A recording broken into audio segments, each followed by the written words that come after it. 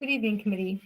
I'm Kathleen Mallory, Planning and Sustainability Manager, and this evening I'll be presenting on a proposal to increase the number of commercial cannabis cultivators within the city and the consideration to allow an expansion of the locations where commercial cannabis cultivators are permitted. Additionally, there is an area where we're proposing the removal of one of the cultivation locations. On June 26, 2018, the City Council directed staff to proceed with evaluating the siting and land use regulations for retail, manufacturing, distribution, testing, and cultivation of cannabis. On October 2nd, 2018, the City Council expressed support for advancing cannabis regulations for manufacturing, distribution, and testing of cannabis. And on June 4th of 2019, City Council approved a cannabis manufacturing, distribution, and testing ordinance. And then on December 3rd, 2019, Council approved a retail cannabis ordinance. On October 20th, 2020, City Council provided direction to staff to prepare an indoor commercial cannabis cultivation ordinance for up to 2 indoor commercial cannabis cultivators. Since 2020, staff has been focusing on advancing the manufacturing, distribution, testing, and retail cannabis permit process while continuing to monitor best practices associated with cultivation.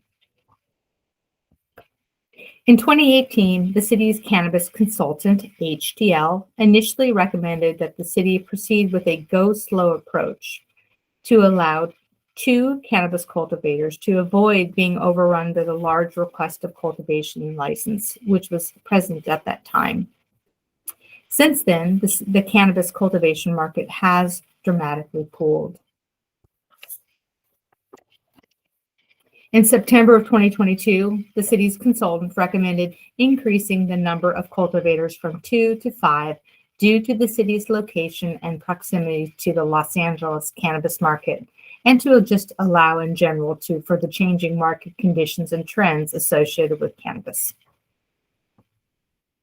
In 2018, City Council conceptually approved cannabis manufacturing, distribution, and testing locations.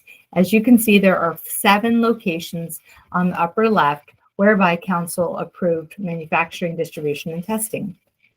Then in October 2018, City Council conceptually approved indoor commercial cannabis cultivations in the following 4 locations that you can see there.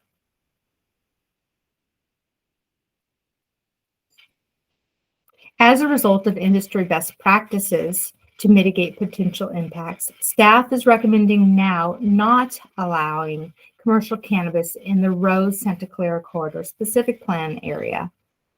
Not allowing commercial cannabis in the Rose Santa Clara Corridor Specific Plan area ensures maximizing commercial uses, including auto sales, employment opportunities, and commercial viability north of US 101. This map identifies 3 new proposed cultivation areas, which will match the proposed manufacturing, distribution, and testing locations.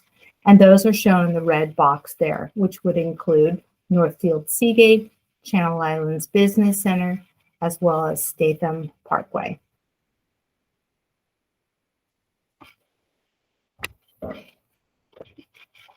Following direction from the committee on the locations and maximum number of indoor cultivation permits, we'll prepare amendments to relevant chapters of the Oxnard City Code, and we'll also develop cannabis cultivation regulations. The Oxnard City Code amendments, along with the indoor cultivation regulations, will go to City Council in the spring of 2023. The city's consultant provided updated annual revenue estimates, which vary by the number of cultivators and range between $140,000 and $500,000 annually.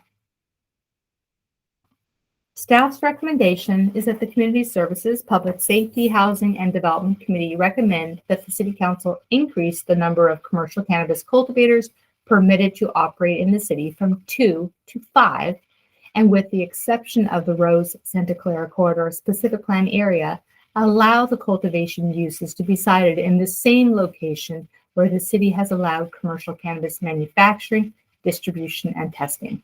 This concludes our presentation, and we're more than happy to answer any questions.